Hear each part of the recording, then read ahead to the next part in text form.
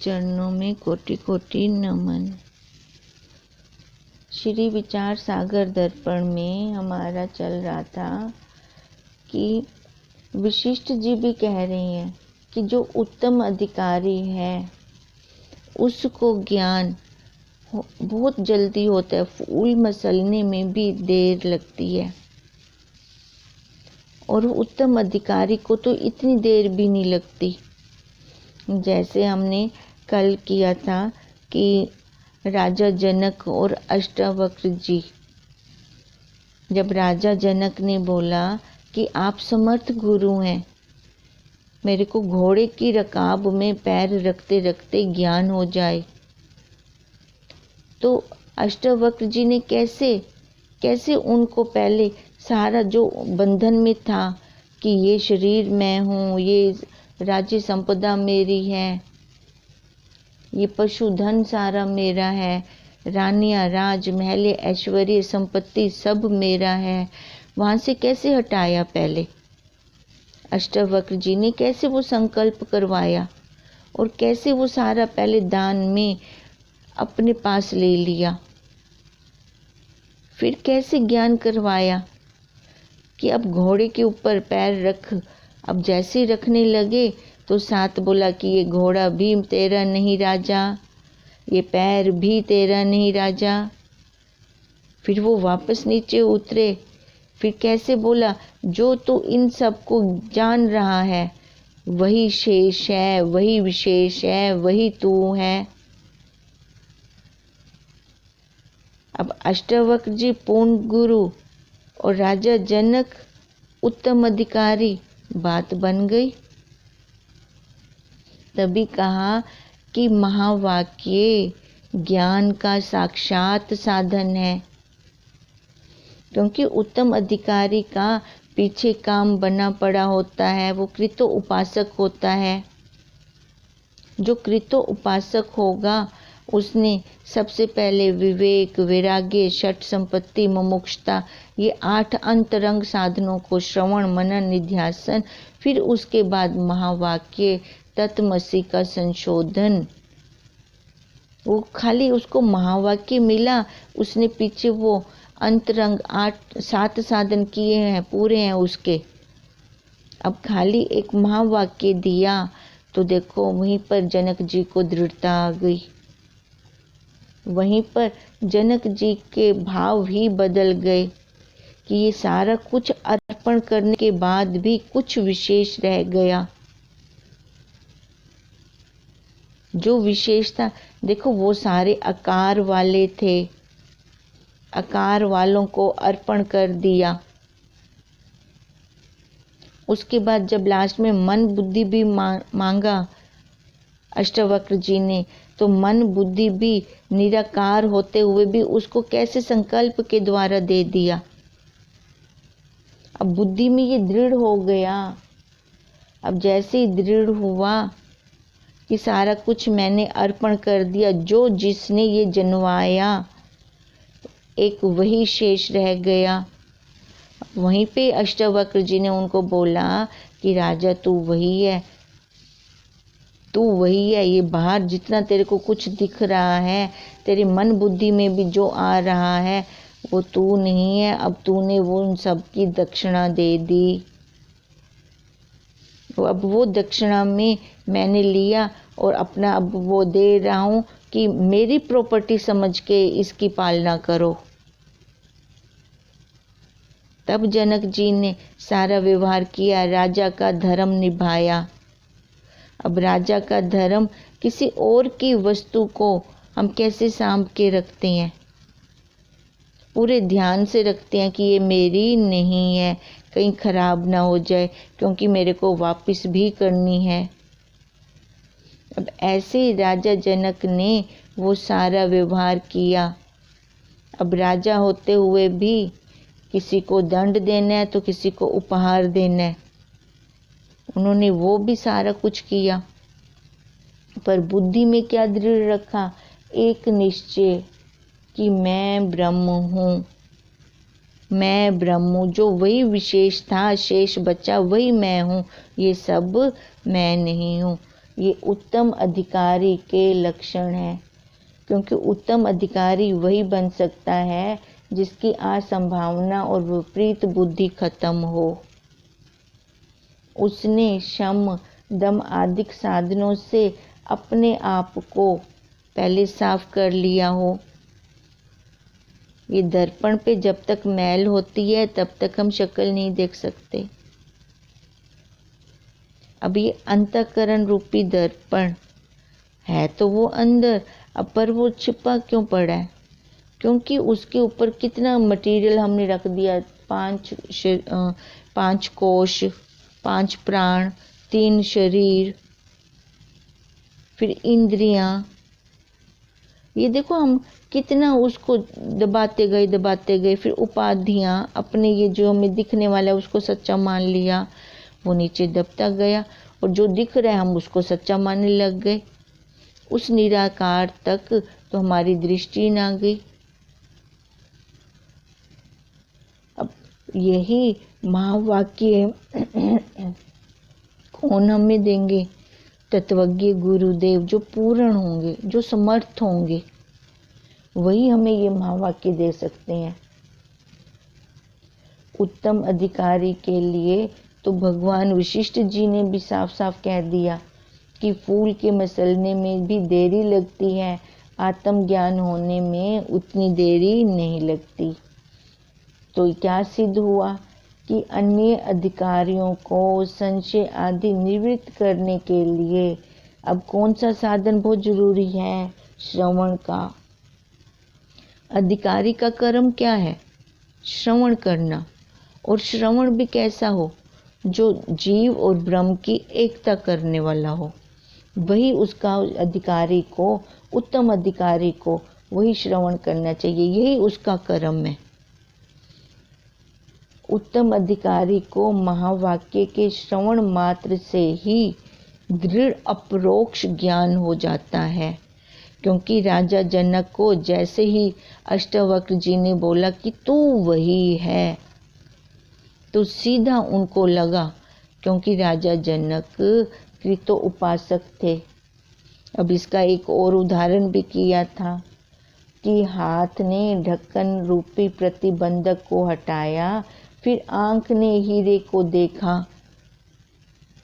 वो जो ढका पड़ा था कुंडी के नीचे हीरा, अपनी आंख से नहीं दिख रहा था, वो मोटी कुंडी थी, दीवार उसकी मोटी थी, हीरे की चमक बाहर नहीं आ रही थी। अब ऐसे ही वो अपना आत्मा रूपी हीरा ढका पड़ा है। अब देखो हाथ ने वो ढक्कन हटाया। अब जो ये साधन हम कर रहे हैं, प्रदर्शन किसने किए थे? आंख ने। तो हीरे का साक्षात साधन क्या था? देखने का, दर्शन करने का नेत्र, जबकि हटाया तो हाथ ने था। अब हाथ ना हटाता तो नेत्र भी दर्शन कैसे करते? नेत्र तो अपने आप हटा नहीं सकता। अब ऐसे ही ये आत्मज्ञान का साक्षात साधन क्या है? महावाक्य। और हाथ जैसे सहायक साधन था, हाथ ने ढक्कन हटाया तभी उस हीरे के दर्शन हुए। ऐसे ही ये श्रवण मनन निध्यासन, ये क्या है? सहायक साधन। और जब तक ये सहायक साधन नहीं करता अधिकारी, उत्तम अधिकारी, तो फिर उसको हीरे के दर्शन नहीं होते। ये सहायक साधन करके आएगा तो गुरुदेव ने जैसे ही महावाक्य दिया तत्वमसि तू वही है, तो उसने साक्षात दर्शन कर लिए। हीरे के दर्शन का साधन नेत्र है, हाथ नहीं। इसी प्रकार अपरोक्ष ज्ञान के साधन महावाक्य हैं, श्रवण मनन निध्यासन नहीं। ज्ञान के प्रतिबंधक, संशय आदि दोषों के नाशक होने के नाते श्रवण आदि भी ज्ञान के हेतु कहलाते हैं, मतलब सहायक साधन कहलाते हैं। और श्रवण आदिकों के हेतु विवेक आदि हैं। अब श्रवण मनन निध्यासन करने से पहले विवेक, वैराग्य, षट संपत्ति, मुमुक्षुता, ये वाले हमें करने होंगे साधन। इन साधनों को लेना होगा पहले, स्टेप बाय स्टेप चलते आएंगे, स्टेप बाय स्टेप चलते आएंगे। इससे क्या सिद्ध हुआ कि विवेक आदि के लिए ज्ञान के साधन, ये खाली ज्ञान के साधन कहलाते हैं।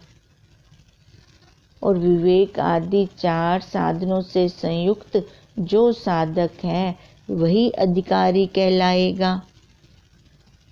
जिसने ये सारे साधनों को किया होगा, करके आया होगा, वही उत्तम अधिकारी है।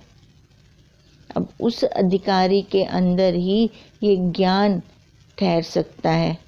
तभी तो विशिष्ट जी भी बोल रही हैं। अब विशिष्ट जी क्या कह रहे हैं कि फूल के मसलने में देर है, आत्मज्ञान में तो इतनी भी देरी नहीं है। पर ये किसके लिए कह रहे हैं? जो उत्तम अधिकारी होगा। यहाँ पर आज हमारे ये अधिकारी के जो लक्षण थे वो खत्म हो गए। ग्रंथ को पढ़ने के हमने जो साधन लिए थे, 4 साधन भी प्रयोजन होने चाहिए। पहला ये अधिकारी।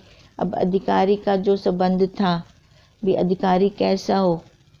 चतुष्टय संपन्न, साधनों से संपन्न अधिकारी हो, वही उत्तम अधिकारी है। तभी उसको ज्ञान बहुत जल्दी अर्जित हो सकता है। आज हम दूसरा कर रहे हैं संबंध वर्णन। भी क्या संबंध हो उसका? पहले ग्रंथ और विषय का संबंध। अब ग्रंथ और विषय का संबंध भी, जो मैं शास्त्र ले रहा हूँ उसके अंदर वही सारा कुछ है कि नहीं। अब मेरे को पढ़ना है मैथ। अब मैंने मैथ वाली बुक ली और उसके अंदर अगर साइंस हो सारी, तो मेरा काम बनेगा? काम नहीं बनेगा। इसलिए सबसे पहले मेरे को उसका संबंध देखना होगा। अब संबंध कैसे देखेगा? अगर अब साइंस का स्टूडेंट है तो उसका वैसे हिसाब की उसकी किताबों के साथ संबंध होगा, है ना। वो उसने देखा ना भी, अगर आर्ट्स का स्टूडेंट है तो उसका संबंध वैसी किताबों के साथ होगा। अब ये संबंध देखते हैं। अब यहाँ पर अगर वो रोचक कहानियों में है, अभी बाहर खड़ा हुआ है, तो वो पुराण आदि को उठाएगा, उसका संबंध वैसे होगा। उसको ये शास्त्र समझ में ही नहीं आएंगे, इन शास्त्रों की तरफ तो वो जाएगा ही नहीं, क्योंकि अभी वो रोचक कहानियों पे खड़ा है, वहाँ पे खड़ा है। तो उसका संबंध अपने हिसाब से उन्हीं पुस्तकों के साथ हो जाता है, उन्हीं ग्रंथों के साथ हो जाता है। अब इसलिए कह रहे हैं ग्रंथ का और विषय का दोनों का संबंध होता है। अगर उत्तम अधिकारी है तो उसको देखो, वो शास्त्र भी वैसे अपने हिसाब से उठाएगा, जो सीधा जीव और ब्रह्म की एकता करवाने वाले होंगे, उन शास्त्रों की तरफ वो जाएगा। ग्रंथ और विषय का प्रतिपाद और प्रतिपादक भाव का संबंध है। ग्रंथ का प्रतिपादक मतलब उसके अंदर क्या है। अब जिसकी जैसी जिज्ञासा होगी वे उसके अनुसार ग्रंथों का चयन करता है। और विषय का प्रतिपाद मतलब उसके अंदर बतलाने योग्य क्या है। अब उसका दूसरा है अधिकारी और फल का। ये भी आपस में संबंध है। अधिकारी है और उसको फिर उससे क्या मिलने वाला है। देखो, अब अधिकारी उत्तम है, उत्तम अधिकारी है, तो उसको फल भी तो उत्तम मिलेगा। अब उत्तम क्या मिलेगा? सीधा वो ब्रह्म भाव पे खड़ा हो जाएगा, क्योंकि पहले उसने ग्रंथ का चयन ही ऐसा किया हुआ है। अब उसके अंदर क्या है। अब अधिकारी और ग्रंथ का संबंध, दोनों का संबंध अब कह रहे हैं हम। अब उसके अंदर क्या है, ग्रंथ के अंदर क्या है, अब वो उसी चीज़ को लेगा, उसी चीज़ को। अब जैसे साइंस का स्टूडेंट है, अब उसके अंदर जो पढ़ रहा है तो उसको वो अच्छा लगेगा, क्योंकि उसने खुद वो चयन किया था ग्रंथ सबसे पहले। फिर उसकी बुद्धि खुलती जाएगी, अब उसमें से वो लेता जाएगा। अब इसलिए कहते हैं अधिकारी और फल का प्राप्य प्रापक भाव संबंध है, कि यहीं से मेरे को इस वस्तु की प्राप्ति होगी, क्योंकि उसने पहले वो ग्रंथ ही ऐसा चयन किया है। ये हमारे मन की स्थिति के अनुसार हम इन ग्रंथों का चयन करते हैं, ये ग्रंथ लेते हैं। फल प्राप्य मतलब उसमें पाने योग्य, और अधिकारी प्रापक मतलब पाने वाला भी वो इतना उत्तम अधिकारी है कि वो उसमें से पा लेगा। अगर वो अधिकारी ही नहीं है तो उसने अगर साइंस की किताब ले ली, साइंस का सब्जेक्ट ले लिया, तो वो उसको समझ में नहीं आएगा, वो पढ़ नहीं सकेगा। तो उसके लिए पहले अधिकारी का होना बहुत ज़रूरी है। अधिकारी और ग्रंथ का संबंध भी, अधिकारी भी ऐसा उत्तम हो। अब जैसे इंटेलिजेंट बच्चे ही साइंस सब्जेक्ट लेते हैं, डॉक्टर बनते हैं। अब जो इंटेलिजेंट नहीं है और उसने साइंस ले ली, तो एक ही क्लास में कितना टाइम लगा देते हैं वो। डॉक्टर तो बनते नहीं, पर उन्होंने अपना टाइम कितना बेकार किया। अब ऐसे ही अगर पुरुषार्थ करता है वो, पहले अधिकारी बनना बहुत ज़रूरी है। अब अधिकारी कैसे बनते हैं, अभी हमें पीछे बताया, वो साधनों के साथ संपन्न हो, मतलब उसने पहले पीछे किया हुआ हो, पीछे वो कृत उपासक हो, तब जाकर वो जीव और ब्रह्म की एकता कर पाएगा। जैसे ही महावाक्य मिलेगा भी वो अधिकारी भी है इस शास्त्र को लेने का कि नहीं।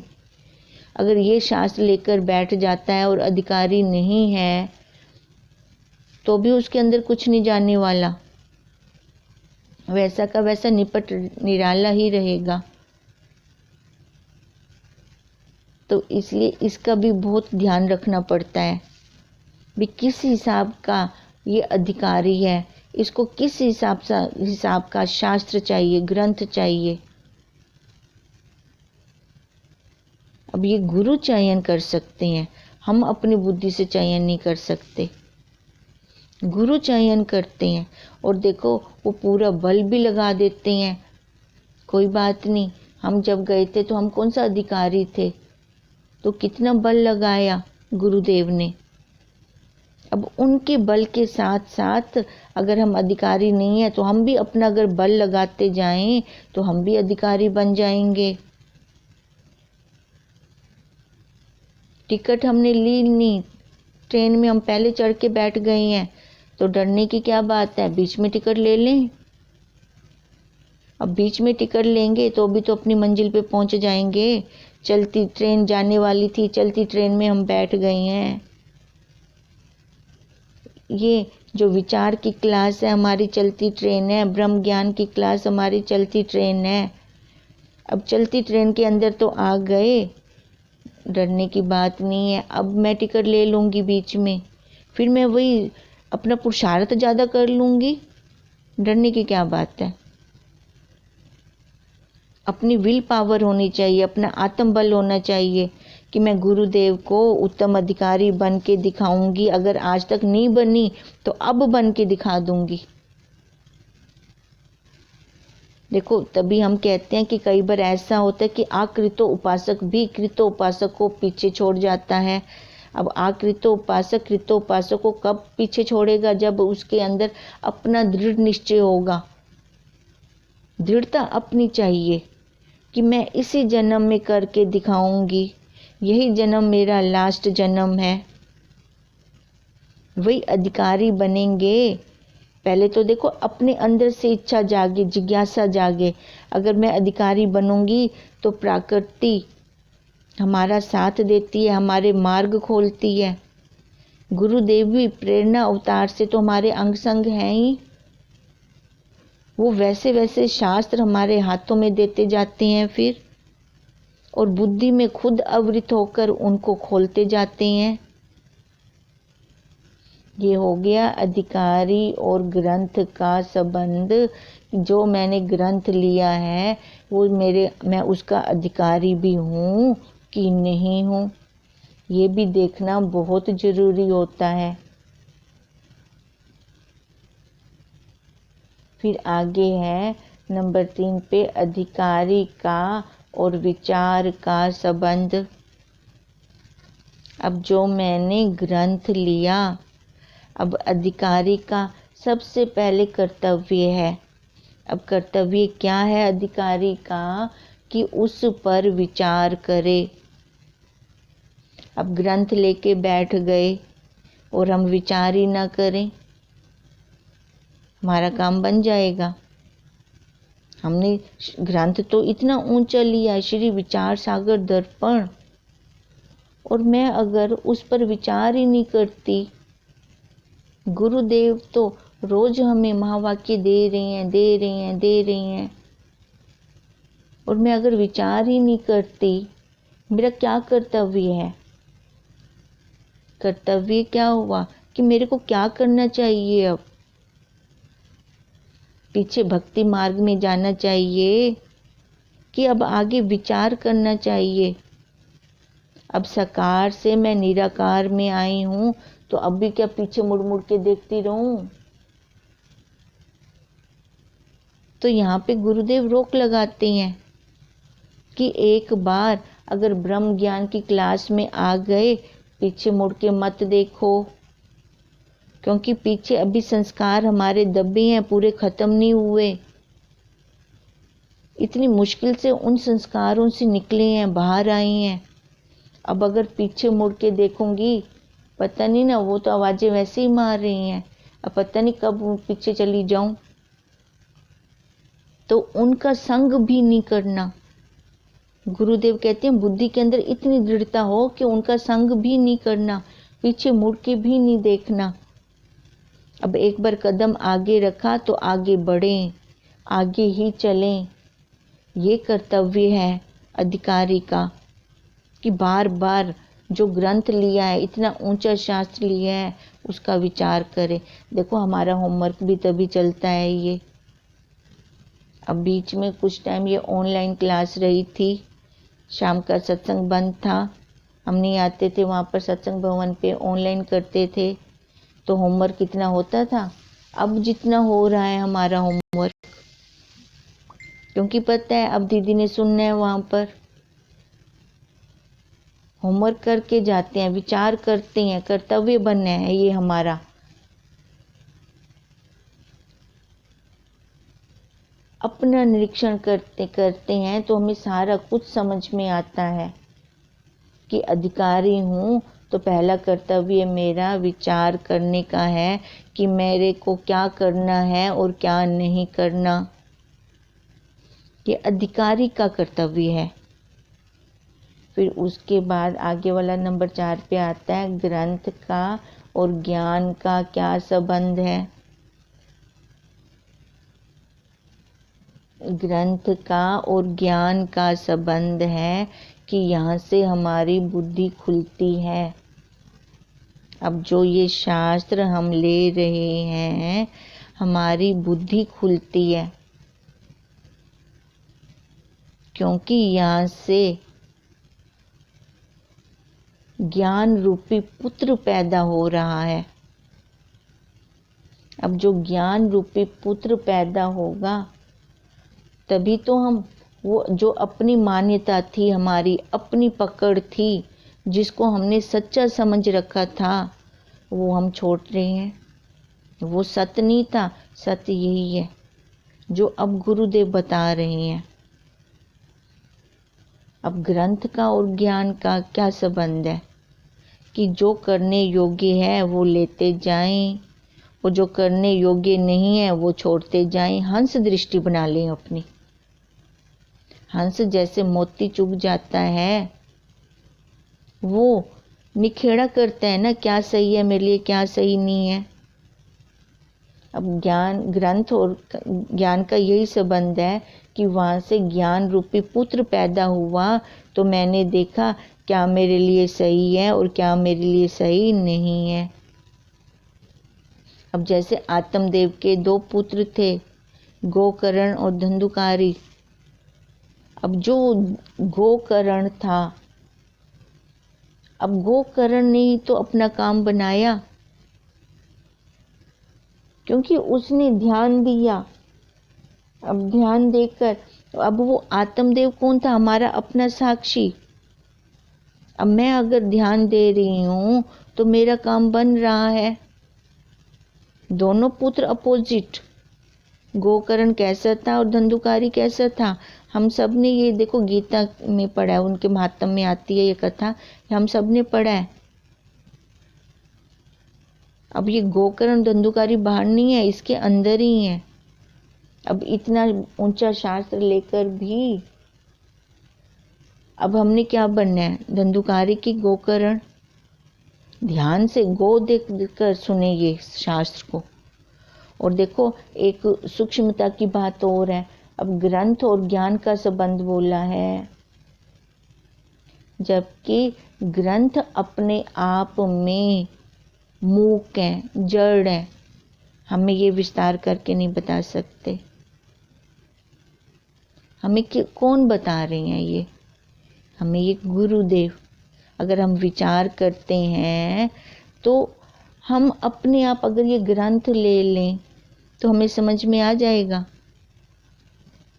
अब किसी को ये ग्रंथ मैं उठा के दे दूं कि आप पढ़ लो और अपना कल्याण कर लो, तो समझ में आएगा? उनको दे दें। अब ये देखो, जब तक गुरुदेव अपनी वाणी से हमें ये ज्ञान नहीं देते, ये शास्त्र को हमें पढ़ाते नहीं हैं, तब तक हमारी बुद्धि नहीं खुलती, वो ज्ञान रूपी पुत्र नहीं पैदा होता। अब गुरु और अधिकारी का आपस में संबंध है। गुरु और अधिकारी हो, तत्वज्ञ गुरु हो और उत्तम अधिकारी हो, देखो बात कितनी जल्दी बन जाएगी। वो साथ के साथ ही, जैसे गुरुदेव ने मुख से महावाक्य निकाले और उत्तम अधिकारी वो साथ के साथ ऐसे पकड़ता जाता है, अंतःकरण रूपी पर्स में अपने भरता जाता है, भरता जाता है। अब पर्स में पैसे होंगे तभी तो खर्च होंगे। अभी अंतःकरण रूपी पर्स में महावाक्य होंगे तभी मैं ये निकाल पाऊंगी, नहीं तो नहीं। तभी हर परिस्थिति में मैं इसका उपयोग कर सकूंगी। ये तभी हम देख पाते हैं, नहीं तो नहीं देख पाते। अब इसलिए ग्रंथ का और ज्ञान का आपस में क्या संबंध है? मैं तो ये कहूँगी गुरु का और अधिकारी में ही आपस में संबंध है, क्योंकि ग्रंथ भी हमें गुरुदेव के बिना समझ आने वाले नहीं हैं। चाहे हम ये ग्रंथ उठा के किसी को गिफ्ट दे दें, इतना ऊंचा शास्त्र है, आप इसको पढ़ो और मुक्ति प्राप्त हो जाएगी, आपको मोक्ष प्राप्त हो जाएगा। पर गुरुदेव के बिना मोक्ष प्राप्त नहीं हो सकता। वो दिखाएंगे भी, देख तो इसको, देख के छोड़ती जा। और सत्य और असत्य का भी तो हमें निखेड़ा नहीं आता था। शास्त्र तो है, पर अपनी बुद्धि भी तो इतनी खुली हो, और बुद्धि के वल निकालने वाले तत्वज्ञ गुरुदेव मिले। अब हमारे पास सारा कुछ है, टाइम वेस्ट ना करें, अपना काम बना लें। आज हमने ये संबंध का वर्णन किया है, तो इन संबंध का वर्णन हम अच्छे से कर लेंगे। ये हमारा होमवर्क है। जितना भी हम करते हैं इस विचार सागर दर्पण में या श्री योग विशिष्ट में, वो अपना होमवर्क साथ के साथ रिपीट करें, तभी हमारा काम बनेगा, नहीं तो हमारा काम नहीं बनेगा। अगर कर्तव्य ही नहीं किया हमने, अपना विचार ही नहीं किया, देखो फिजिकली कुछ भी करने को नहीं कह रहे गुरुदेव, रोटी बनाते बनाते अपना मनन करते रहें, क्या नहीं हो सकता? अलग से टाइम निकालने की भी क्या ज़रूरत है हमें?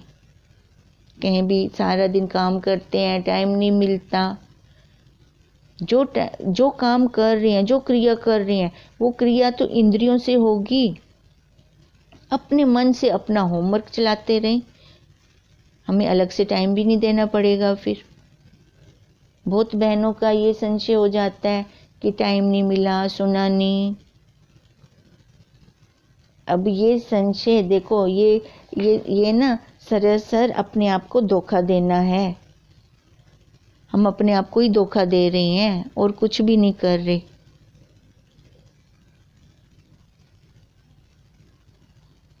ओम ओम ओम तं नमामि हरिं परम। ओम तं नमामि हरिं परम। ओम तं नमामि हरिं परम। ब्रह्म स्वरूप गुरुदेव के चरणों में कोटि कोटि नमन।